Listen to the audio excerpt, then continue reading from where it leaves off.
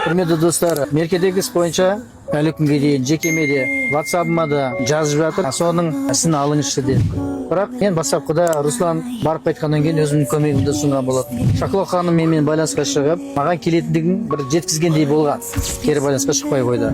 Одан бөлек Шақло ханымның паспортын біреуге берген екен, содан паспортын ары қарай жоғалтып жіберген көрінеді. Осы ретте де мен ол кісіге өз көмегімді ұсынған болатынмын. Ең болмағанда сол бағытта көмегімді берейін деп байланысқа шыққанда маған жауап бермеді. Кімді таңдаса да, қазіргі таңда Инга деген заңгерді таңдапты. Ол азаматта резонанс істерде көп жүреді. Ербаянның ісінде, Ақнардың ісінде, Нұрмағасының ісінде, сондай резонанстарда істерде көрген болатын. Енді белгілі бір нәтижелер шығады деп ойлаймын. Сондықтан бұдан кейін Мадинаға қатысты істі алыңызшы деп өтініп жазбағыларыңызды сұраймын. Көмегімді ұсындым, бірақ Шақло ханымның өз қалауы. Бізде істер өте көп.